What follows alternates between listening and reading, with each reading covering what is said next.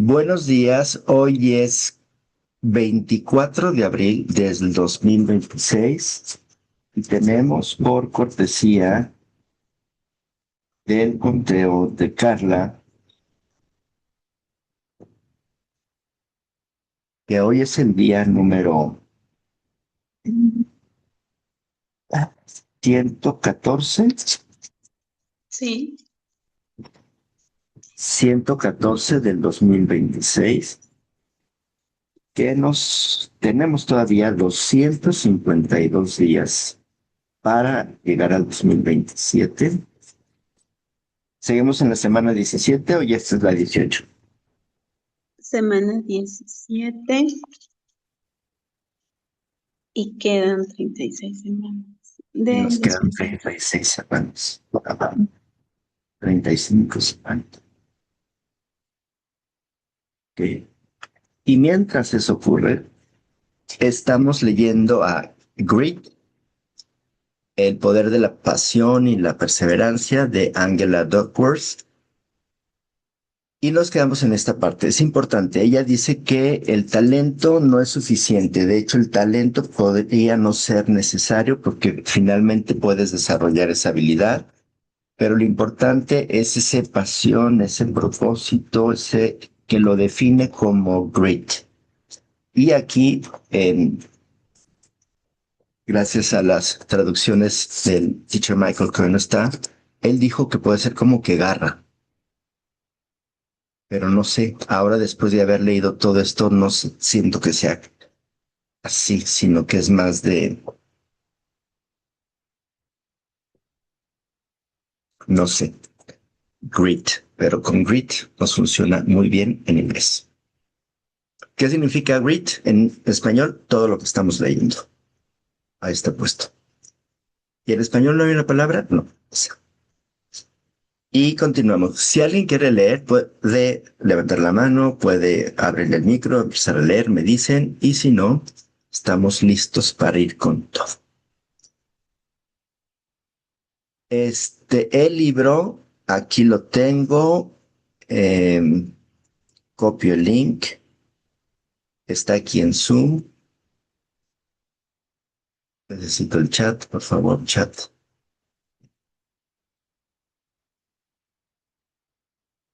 Aquí está el chat de Zoom, por si no lo tenías. Y vamos en la página 180. Sentía que íbamos lentos, pero no, también el otro libro era de 180 páginas y lo terminamos. Bueno, los conceptos del grit y el propósito pueden al principio parecer antitéticos. ¿Cómo es posible vivir con los ojos puestos en una meta superior y tener al mismo tiempo visión periférica para ocuparse por los demás, preocuparse por los demás? Si el grid consiste en una pirámide de metas dirigidas en un objetivo personal, ¿cómo encajan los demás en ello? O sea, las demás personas. La mayoría de la gente cree que las motivaciones centradas en uno mismo y las centradas en los demás son dos extremos de un continuo. Matiza Adam Grant, colega mío y profesor de la Escuela de Negocios de Wharton. Sin embargo, he estado descubriendo sistemáticamente que son totalmente independientes. Podemos tener ambas motivaciones o ninguna. Es decir, podemos querer ser una persona influyente y poderosa y al mismo tiempo sentir el deseo de ayudar a los demás. La investigación de Adam demuestra que a los jefes y empleados que tienen en cuenta tanto sus intereses personales como sus intereses prosociales, les van mejor las cosas. Y le van mejor las cosas a la larga que a los que tienen una motivación puramente egoísta. Por ejemplo, Adam Grant le preguntó a un grupo de bomberos municipales, ¿qué te motiva para hacer tu trabajo? Después averiguó las horas extras que estuvieron haciendo durante los 2 meses siguientes, esperando que los más motivados para ayudar a la gente demostraran tener más grit que el resto. Pero muchos de los motivados para ayudar a la gente hacían menos horas extras. ¿Y eso por qué? Había pasado por alto una segunda motivación, sentirse atraído por el trabajo. Solo cuando disfrutaban con su trabajo, el deseo de ayudar a los demás les hacía esforzarse más. En realidad, los bomberos que afirmaron tener una motivación prosocial, porque quiero ayudar a los demás con mi trabajo, y un interés intrínseco en su trabajo porque me gusta, por ejemplo, ser bombero, solían hacer más de un 50% de horas extras adicionales a la semana que el resto. Cuando Adam les hizo la pregunta, ¿qué te motiva para hacer tu trabajo? A 140 recaudadores de fondos para una universidad pública de un centro de llamadas, descubrió unos resultados idénticos. Los que afirmaron tener una motivación social más poderosa y gustarle su trabajo, hacían más llamadas y recaudaban más dinero para la universidad que el resto. Y justo ayer nos quedamos en eso. Había que retomar el contexto. Dice David Giger y Matt Bondick, psicólogos del desarrollo, descubrieron la misma pauta de resultados en adolescentes. Por ejemplo, en un estudio, David entrevistó a 100 adolescentes pidiéndoles que le contaran con sus propias palabras qué querían ser de mayores y por qué.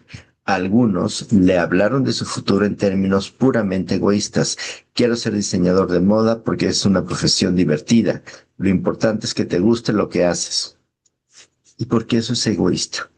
Otros solo mencionaron una motivación altruista. Quiero ser médico, quiero ayudar a la gente. Está muy bien. Y por último, algunos mencionaron tanto una motivación egoísta como una altruista. Si fuera biólogo marino, haría todo lo posible por conservar la limpieza de los mares. Elegiría un lugar en especial para proteger en él a los peces y todo lo demás. Siempre me ha gustado las peceras y los peces porque pueden nadar y me producen una sensación de libertad. Es como volar por debajo del agua. Ay, qué bonito. Pues esto ya está más completo. Al cabo de 2 años, los jóvenes que habían mencionado tanto una motivación egoísta como una altruista reflejaron en sus puntuaciones que las tareas escolares les llenaban más a nivel personal que a los compañeros que solo habían citado una de las dos motivaciones. Mm. Ojo para quienes tienen niños, trabajan con niños, familiares niños. Hay que enseñar las dos. Para muchos de los modelos del grid que he entrevistado, el camino que acabó llevándoles a tener una pasión en la vida interesante y llena de sentido fue imprevisible. Aurora y Franco Fonte son los propietarios australianos de una compañía de mantenimiento y limpieza con una plantilla de 2.500 empleados que genera unos ingresos de más de $130 millones al año. Mantenimiento y limpieza.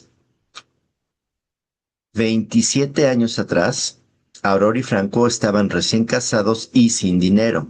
Se les ocurrió la idea de abrir un restaurante, pero como no les llegaba el dinero, optaron por dedicarse a limpiar centros comerciales y pequeños edificios de oficinas, no por vocación, sino para pagar las facturas.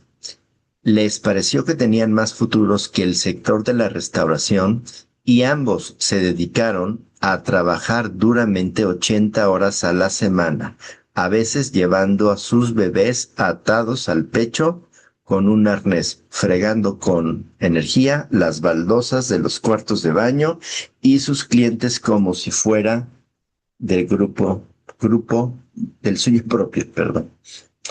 A pesar de los altibajos, y hubo muchos en su vida, Franco me contó, seguimos perseverando, sin rendirnos ante los obstáculos. No estábamos dispuestos a fracasar. Le confesé a Aurora y Franco que me costaba imaginar que limpiar lavabos, o incluso fundar una empresa de millones de dólares dedicada a limpiar lavabos, pudiera considerarse una vocación. No es una cuestión de limpiar, sino de crear algo. Me aclaró Aurora con la voz agarrotada por emoción. De solucionar los problemas de nuestros clientes y sobre todo de no defraudar a nuestros increíbles empleados, unas personas con un corazón de oro. Sentimos que tenemos la gran responsabilidad de seguir dándoles trabajo. Según Bill Damon, psicólogo del desarrollo en la Universidad de Stanford, esta motivación tan altruista puede y debe cultivarse. Ahora, en la quinta década de su distinguida carrera, Bill estudia cómo los adolescentes aprenden a llevar una vida gratificante a nivel personal que también sea beneficiosa para una comunidad más amplia. El estudio del propósito afirma es su vocación, la de Bill. Según las palabras de Bill, el propósito es encontrar la respuesta a la pregunta ¿por qué? ¿Por qué estoy haciendo esto? ¿Qué ha aprendido Bill de cómo surge el propósito? He comprobado, basándome en una serie de datos tras otra, que se da un patrón, me comentó. A todos nos atrae algo en la vida. Así es como nace un propósito. Esta atracción surge cuando algo nos interesa.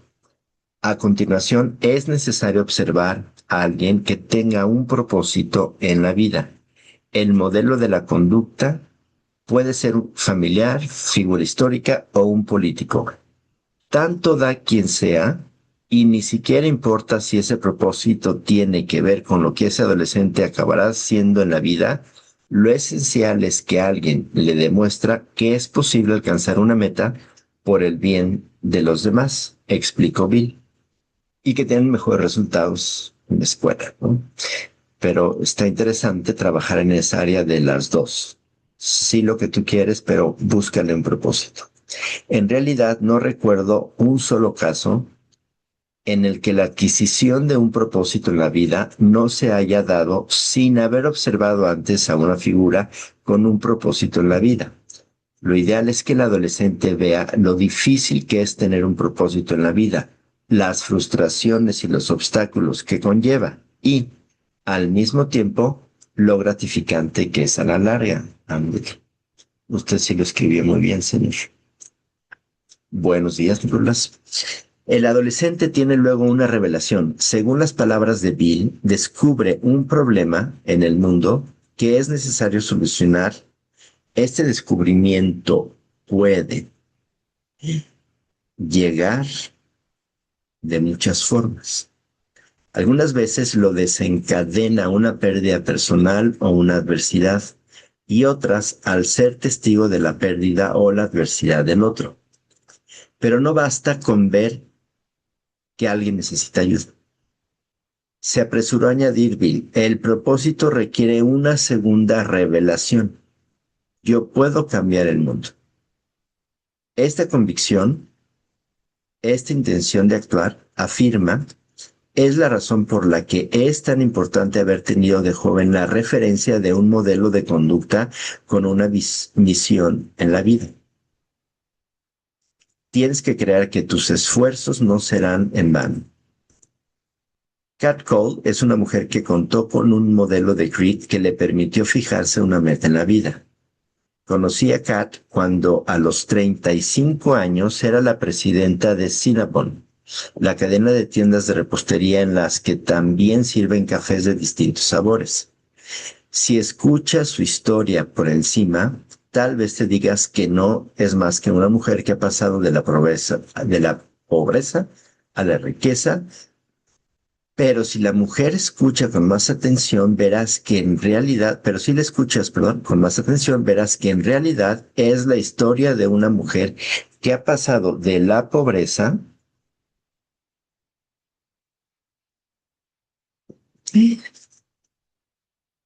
a fijarse una meta en la vida. Kat se crió en Jacksonville, Florida. Joe, su madre, tuvo el valor de dejar al padre alcohólico de Kat cuando su hija tenía 9 años.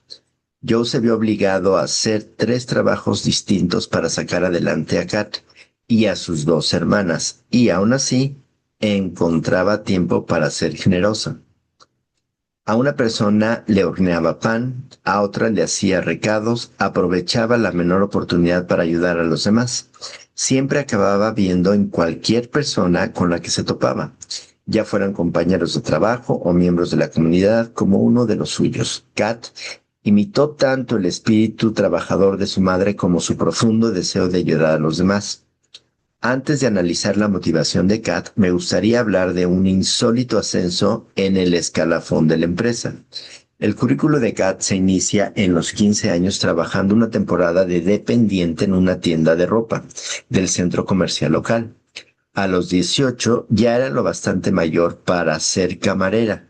Le salió un trabajo de camarera en la cadena de restaurantes Hooters y un año más tarde le pidieron que les ayudara a abrir el primer restaurante Hooters en Australia y luego otro en Ciudad de México, en el Bahamas y en Argentina. A los 22 años ya era la encargada de un local con 10 empleados. A los 26 se había convertido en vicepresidenta de la compañía. A ver, a los 22 ya era la encargada de un local con 10 empleados. 23, 24, 25, 26. 4 años después se había convertido en vicepresidenta de la compañía. Es que fuimos en eso. Como miembro de equipo directivo, Kat ayudó a expandir la franquicia de Hooters y a más de 400 lugares en 28 países. Cuando un gran grupo la adquirió, Kat a los 32 tenía una carrera profesional tan impresionante que Cinnabon la eligió como presidenta. Bajo la mirada de Kat, las ventas de Cinnabon aumentaron más rápido de lo que lo habían hecho en más de una década. Y a los 4 años ya había superado los $1,000 millones. Ahora analizaré el secreto del éxito de Kat. Ok, gracias. En sus inicios, las de camarera en Hooters, el cocinero abandonó el restaurante repentinamente. Fui a ver al encargado y le ayudé a preparar la comida para servir a los clientes. Me dijo como sí tal cosa. ¿Por qué? En primer lugar, porque vivía de las propinas. Era lo que me permitía pagar las facturas. Si a los clientes no les servíamos la comida que habían pedido, no pagarían la cuenta ni tampoco me darían ninguna propina. En segundo lugar, tenía la curiosidad de saber si saldría airosa de la situación y en tercer lugar quise echar una mano. Las propinas y la curiosidad son motivaciones egoístas, pero querer echar la mano es literalmente una motivación altruista. Este ejemplo ilustra cómo una sola acción, ponerse a los fogones para preparar la comida de los clientes, le benefició tanto a Kat como a las personas a su alrededor. Al cabo de un tiempo, descubrió formando al personal de la cocina y ayudó a llevar la contabilidad. Un día, el barman tuvo que irse más temprano y yo le sustituí. Otro día, el encargado dejó el trabajo y aprendí a dirigir un cambio de turnos. A los 6 meses ya había desempeñado todos los distintos trabajos del local. No solo los desempeñé, sino que además me convertí en la formadora que enseñaba a los empleados a ejecutar esas funciones. Reemplazar al cocinero y querer ayudar no fue una táctica calculada para ascender en la compañía. Sin embargo, su iniciativa de querer solucionar los problemas que no tenían que ver con su cargo la llevó a que le pidieran que ayudara a la compañía a abrir restaurantes en otros países y más tarde a formar parte del equipo directivo y así sucesivamente.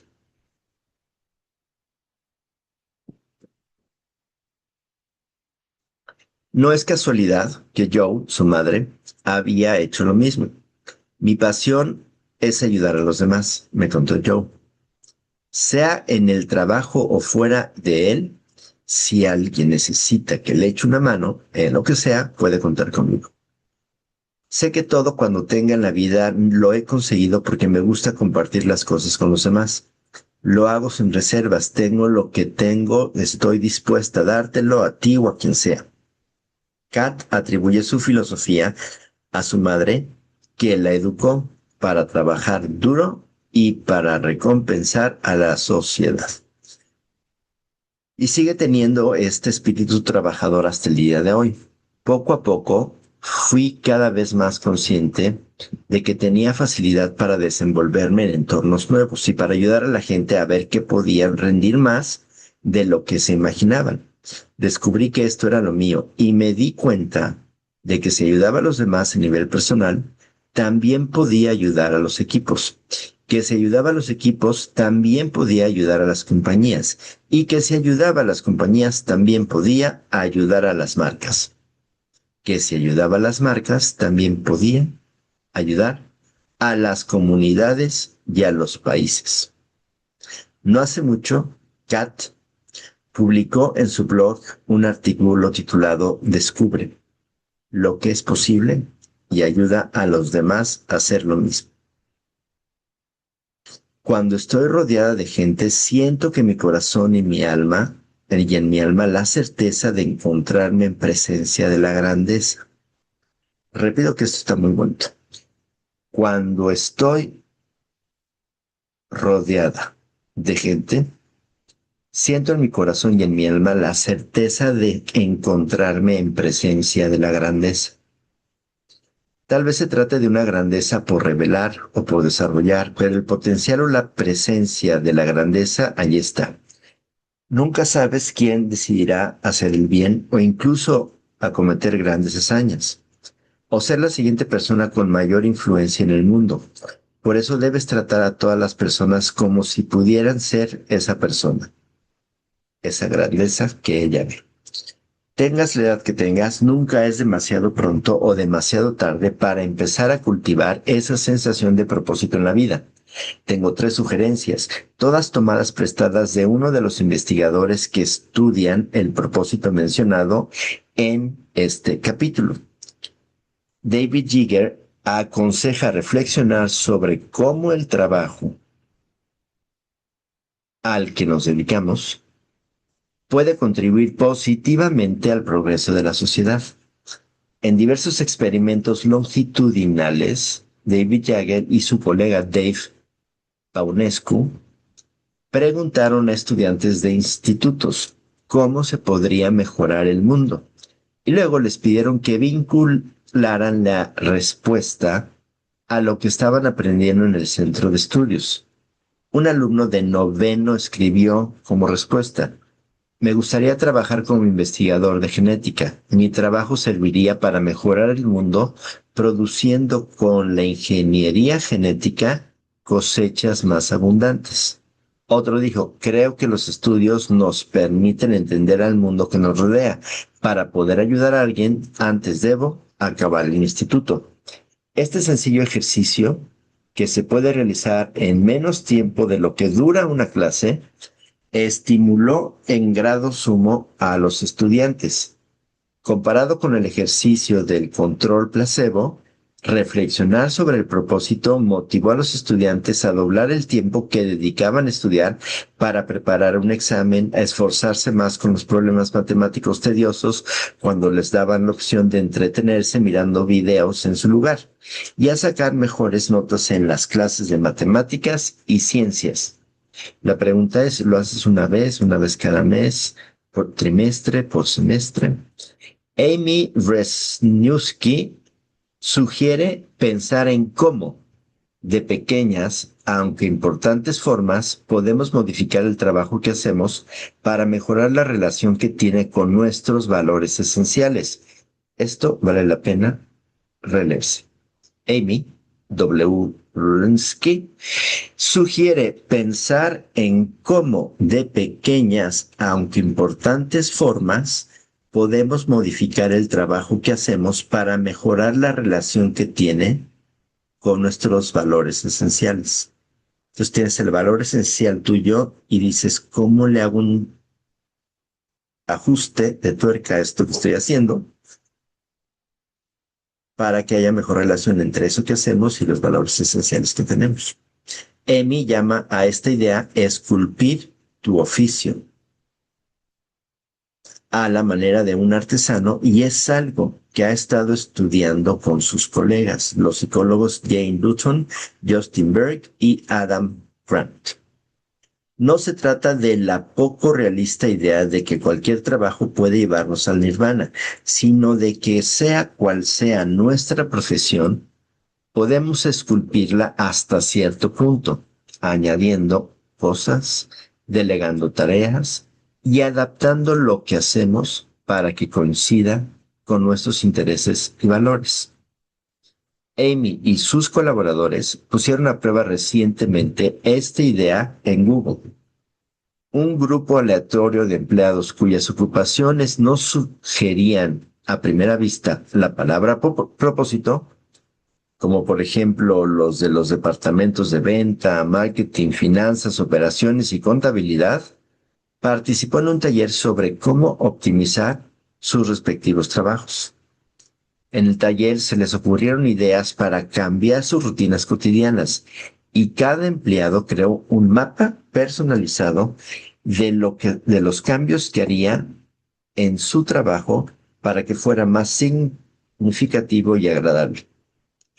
Al cabo de 6 semanas, los jefes y compañeros de trabajo clasificaron a los empleados que habían asistido al taller como mucho más felices y más eficaces que el resto.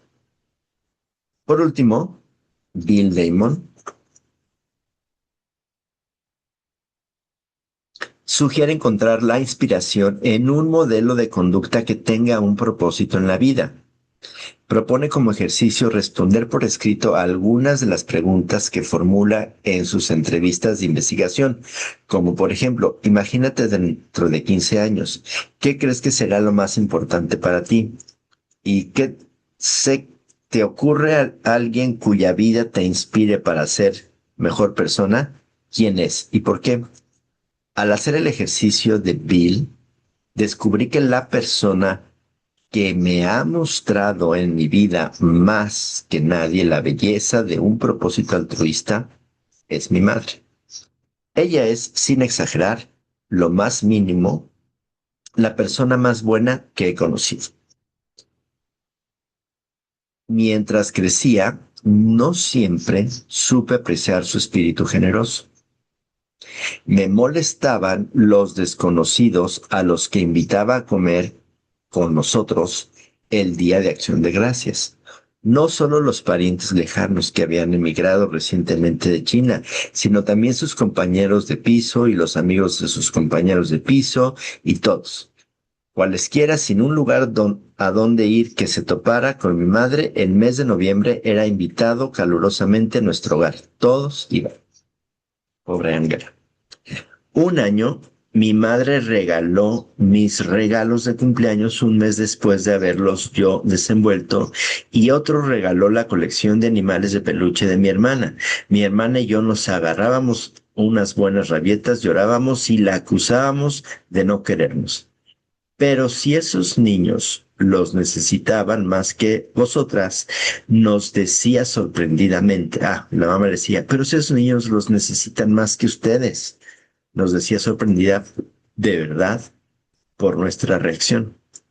Ustedes ya tienen muchos juguetes y ellos muy pocos. Cuando le dije a mi padre que no pensaba hacer el examen para ingresar a la Facultad de Medicina porque prefería dedicarme a crear el curso de Summerbridge, ese de verano que daba a los niños, casi le da un ataque al papá chino. ¿Por qué te preocupas por los niños pobres? No son tu familia. Ni siquiera los conoces. Ahora me doy cuenta por qué lo hice. Toda mi vida he estado viendo viendo lo que una persona, mi madre, hacía para ayudar a muchas otras. He sido testimonio del poder y del propósito. ¿Cómo acabaron ese papá y esa mamá juntos?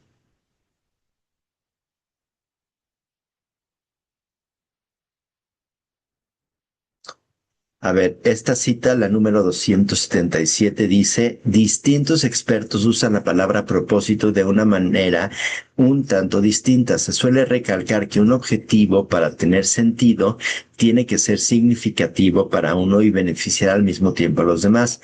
En este caso, hago hincapié en el aspecto del propósito que va más allá de uno mismo, porque en el capítulo anterior ya he tratado la motivación de un interés centrado en uno mismo. Este, Aristóteles, Ética Nicomanes. Sí, esa la vamos a leer, esa la vamos a leer, Ángela, muchas gracias. ¿Qué más dice aquí? O en otra explicación, ten en cuenta, esto ocurre en Why We Do What We Do, Understanding Self-Motivation. ¿Por qué hacemos lo que hacemos? Entendiendo la automotivación. Ten en cuenta que los últimos estudios sobre primates revelan que la longevidad y la reproducción dependen de la capacidad de establecer vínculos sociales fuertes y duraderos con los demás. El deseo de conectar es una necesidad de los mamíferos, incluso en los humanos, tan básica como la necesidad de placer. Véase Robert M. Schaeffer de Evolutionary Origins, el origen evolucionario de la amistad. Eso lo pueden ver en el Review de Psychology. Bueno, ahí está, en la página 189 de este libro están esas notas.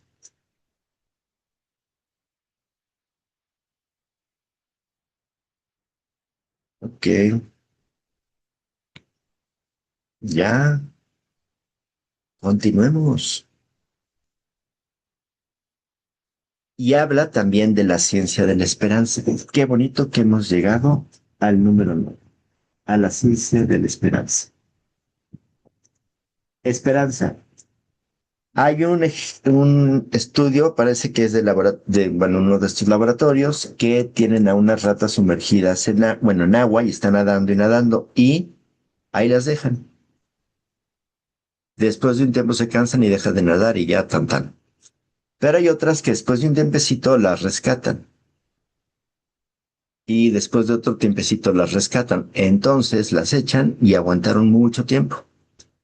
Las ratas sintieron esperanza.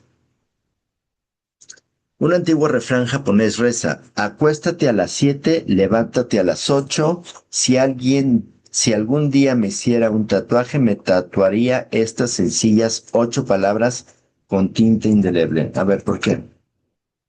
Acuéstate a las 7, levántate a las 8.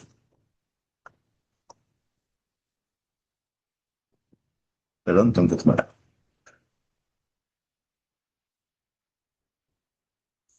¿Qué es la esperanza? Una clase de esperanza. Bueno, este es un capítulo nuevo. Sobre el capítulo anterior, ¿quieren comentar algo? Hasta el momento. Página 192. El capítulo 8 nos enseña. No, ya me perdí mucho. Ahí está. ¿No hay manos? Perfectos. Ok.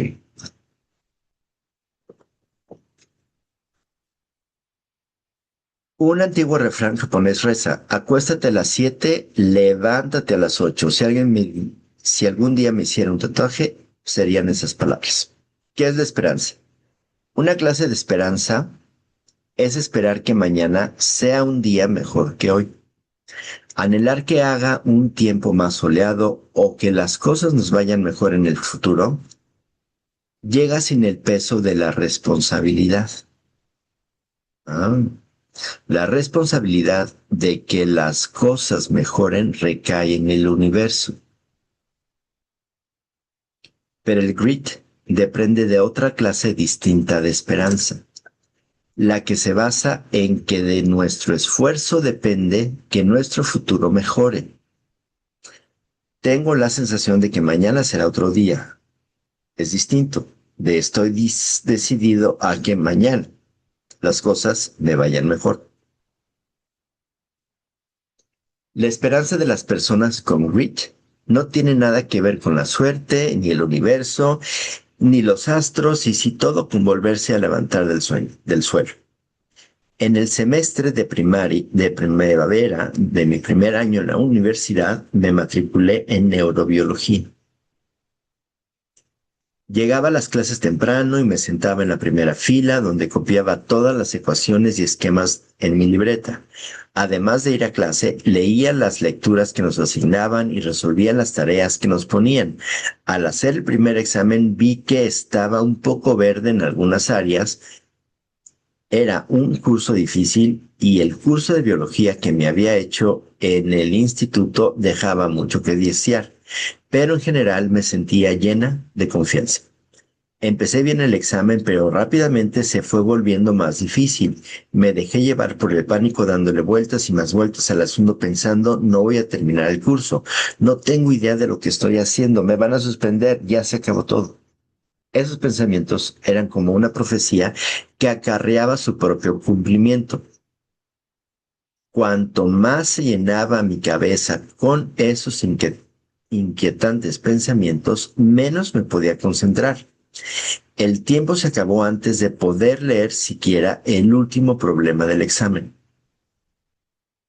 Varios días más tarde, el profesor me devolvió el examen. Al contemplar desconsolada mi bajísima nota, me dirigí enseguida arrastrando los pies al despacho del tutor asignado.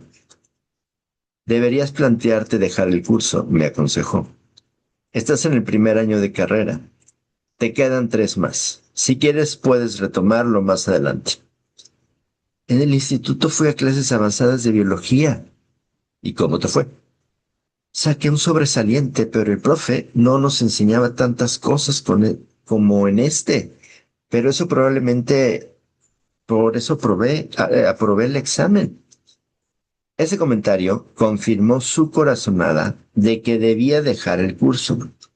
La misma escena se volvió a repetir con el examen de mitad del trimestre, por más que hubiese estudiado con ahínco. Al conocer los resultados me descubrí de nuevo en el despacho de mi tutor. Esta vez me lo advirtió en un tono más insistente. No creo que quieras tener un suspenso en tu expediente académico, Angelita. Aún estás a tiempo de dejar el curso. Si lo haces, tu nota media no se verá afectada. Le agradecí el tiempo que me había dedicado y cerré la puerta del despacho tras de mí. En el pasillo me sorprendí al no echarme a llorar. Repasé los hechos de la situación, 2 exámenes suspendidos y me quedaba uno más, el final. Antes de terminar el semestre me di cuenta de que debía haber hecho el curso de un nivel inferior. Y ahora que estaba más de la mitad del semestre, saltaba a la vista que por más que estudiara no me iba a salir con la mía. Si seguía haciendo el curso, lo más probable era que suspendiera el examen final y acabase con un insuficiente en mi expediente académico. Pero si dejaba el curso, no correría ese riesgo. Cerrando los puños con fuerza y rechinando los dientes, me fui directa con paso firme a la oficina de matriculación. En ese momento decidí seguir en el curso y elegir neurobiología como asignatura principal. Al ver ahora en retrospectiva, aquel día decisivo me ayudó, me doy cuenta de que me había caído al suelo, o más bien tropezado con mis propios pies, dándome de bruces. Con todo, era un momento en el que me podía haber quedado tendido en el suelo, me podía haber dicho no tengo remedio, todo cuanto hago es mediocre y podría haber dejado las clases. Pero en su lugar me dije, llena de esperanza, con actitud desafiante, no dejaré el curso. Ya se me ocurrirá alguna solución. Durante el resto del semestre no solo me esforcé más, sino que además probé alternativas que no había planteado antes. Fui a ver al ayudante de la cátedra a todas horas, pedí que me asignaran tareas adicionales, me entrené en resolver los problemas más difíciles en muy poco tiempo, imitando la condición en la que tendría que rendir al máximo, como, como sabía que mis nervios me iban a jugar una mala pasada en el examen, decidí alcanzar un nivel de neurobiología en el que nadie pudiera sorprenderme. El día del examen final me sentí como si pudiera haberlo escrito yo misma. Saqué un sobresaliente. Mi nota media en el curso fue un notable, la nota más baja que sacaría en 4 años, aunque fue la que más orgullo me causó. Cuando estaba yéndome a pique en mis clases de neurobiología, no me podía ni imaginar que estuviera recreando las condiciones de un famoso experimento de psicología. Retrocedamos al año 1964. Marty Seligman y Steve Meyer, dos doctorandos de psicología de primer año, se encuentran en un laboratorio sin ventanas observando a un perro enjaulado recibiendo descargas eléctricas en las patas traseras. Las descargas llegaban en el momento más inesperado y sin previo aviso. Si el perro no hace nada, duran 5 segundos, y si presiona con el hocico un dispositivo que hay frente a la jaula, las descargas cesan antes. En otra jaula hay otro perro recibiendo las mismas descargas en los mismos momentos, pero no dispone de ningún dispositivo que pueda presionar con el hocico. Es decir, ambos reciben la misma dosis de descargas en los mismos momentos, pero solo el primero controla su duración. Después de recibir 64 descargas, los perros son devueltos a sus jaulas y sustituidos por otros nuevos para someterlos al mismo procedimiento. Al día siguiente, fueron metiendo a los perros de uno en una jaula distinta llamada lanzadera, dividida en dos por un muro bastante bajo, como para que pudieran cruzarlo de un salto para ir al otro. De pronto, un fuerte timbrazo anunciaba una descarga, y al cabo de pocos segundos el perro recibía una descarga proveniente del suelo de la parte donde se encontraba. Casi todos los perros que habían controlado las descargas el día anterior aprendieron a saltar al otro lado cruzando el obstáculo. Al oír el timbrazo, saltaban al otro lado para no recibir la descarga. En cambio, 2/3 partes de los perros que no habían tenido ningún control sobre las descargas el día anterior, se quedaron gimoteando pasivamente esperando a que cesaran los castigos. Ese experimento fundamental demostró por primera vez que no es el sufrimiento lo que lleva a la esperanza, sino el sufrimiento que creemos no poder controlar. En muchos años, después de decidir elegir como asignatura principal la que estaba suspendido, me senté en un pequeño espacio destinado a los doctorandos y varias puertas del despacho de Marty para leer sobre el experimento de la indefensión aprendida. Vi enseguida los paralelismos que había con mi experiencia temprana. El primer examen de neurobiología que suspendí me causó un dolor inesperado. Intenté mejorar mi situación, pero al suspender el segundo fue como si hubiera recibido otra descarga. El resto del semestre equivalió a una jaula dividida. Llegaría a la conclusión de mi primera experiencia que no podía hacer nada para cambiar la situación. Después de todo, mi experiencia inmediata sugería que los dos resultados desastrosos irían siguiendo de un tercero. O me comportaría como los pocos perros que, pese a los recientes recuerdos de un dolor incontrolable, seguían teniendo esperanzas. ¿Consideraría mi primer sufrimiento como el resultado de errores que podría evitar en el futuro? ¿Superaría la experiencia del pasado recordando las numerosas ocasiones en las que pese a sufrir un fracaso, había acabado saliéndome con la mía? Por lo visto, me comporté como la tercera parte de los perros del estudio de Marty y Steve, que perseveran en su empeño. Me volví a levantar del suelo y seguí luchando.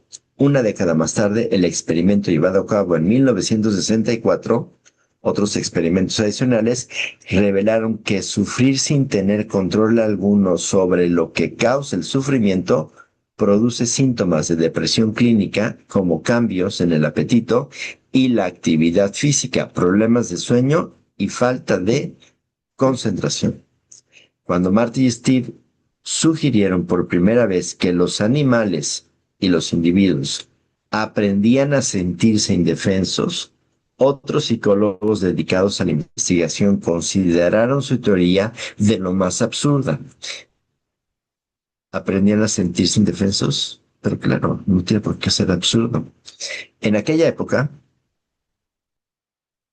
nadie se tomó en serio la posibilidad de que los perros pudieran pensar y por lo tanto cambiar de conducta.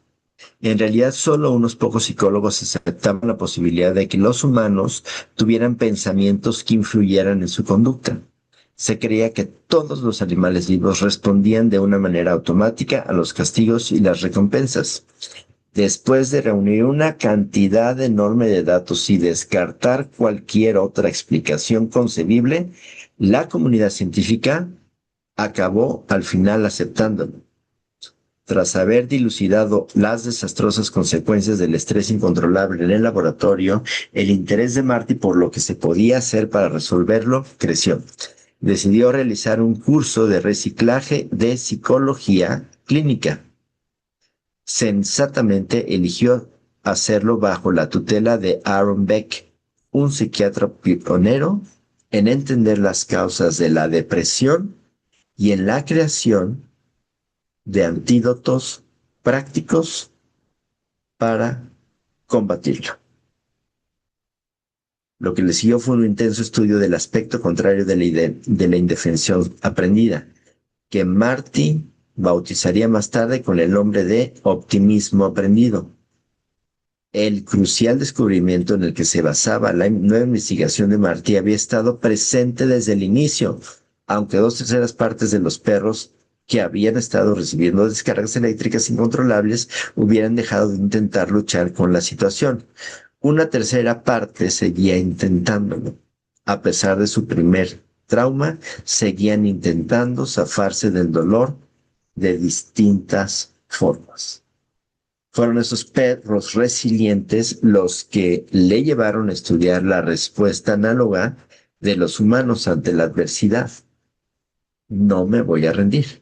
Las personas óptimas, descubrió al cabo de poco Marty, viven las mismas situaciones negativas que las pesimistas, pero las interpretan de distinta manera. Los optimistas en general intentan descubrir las causas temporales y concretas de su sufrimiento. En cambio, los pesimistas lo achacan a causas permanentes y omnipresentes o al universo.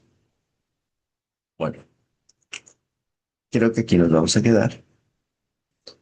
Esto es,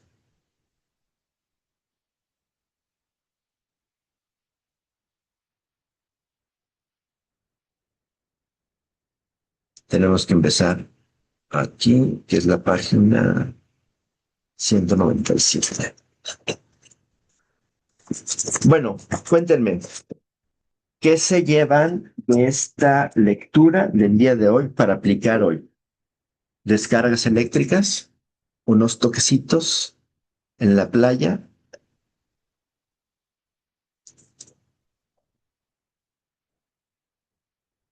Página 197.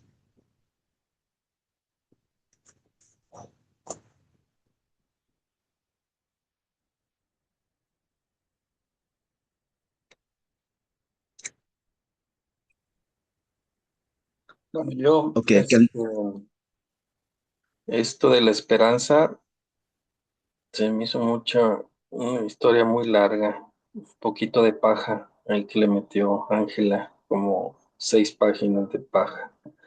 Pero lo que me llevo de este capítulo es, dice, acuéstate a las 7, levántate a las 8.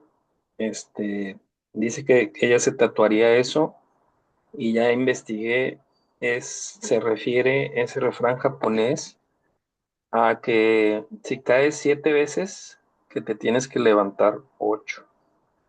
Y dice aquí no medir tus éxitos por los días perfectos, sino por tu velocidad de recuperación.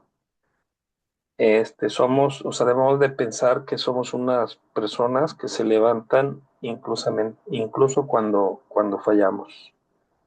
Este, entonces, creo que esa es la identidad del libro, a final de cuentas, ¿no? Que para tener el grit, eh, tenemos que tener la identidad esa de persistir siempre, que primero está la identidad de nosotros antes que el resultado. Si el resultado fue mal, nuestra identidad es seguir adelante. Con eso me quedo de lo que dijo del refrán. Gracias, Paco, por buscarlo y compartirlo. Siempre Paco anda buscando los resúmenes, las comparticiones, todo. Muy bien. Sí, fue larga lo de la historia y pobres perros, ¿no? O sea, que pues hubieran, y pues todos los animales sí tienen sentimientos. ¿Qué más? Cuéntenme, José Manuel, Carla. Carlita escribió ayudar a los demás, ¿ok? Aparte del principio, preguntarse eso, ¿no? ¿Cómo puedo ayudar a los demás? ¿Cómo puedo ayudar a los demás? Y justo en el momento de hoy voy a abrir una libreta, un bloc de notas y voy a anotar eso.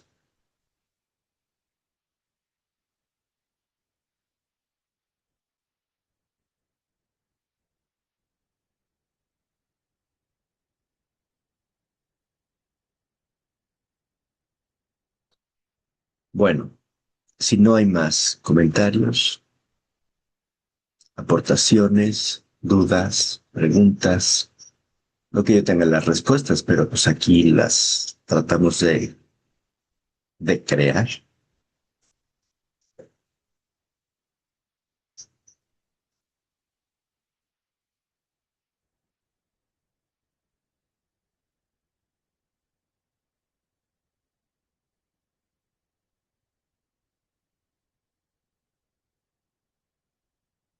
Ya sé, ya quieren que no siga hablando para poner a Dua Lipa o a Justin Bieber, no sé, cuál es el que quieren.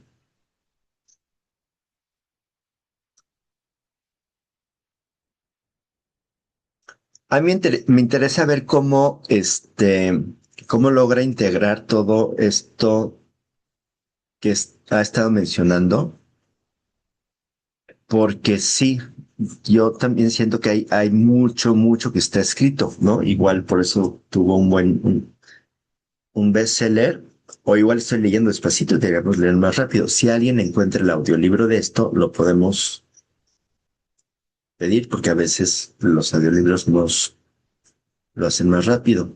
En fin, despedimos a los que se van a las 6:58 de la mañana a otras actividades. Nos vemos mañana, 6 de la mañana. No, mañana no. Mañana, mañana no es semana, mañana es fin de semana. Bueno, nos vemos el lunes a las 6 de la mañana, los que están a las 6, de 6 a 7, y los demás nos vemos en un segundo.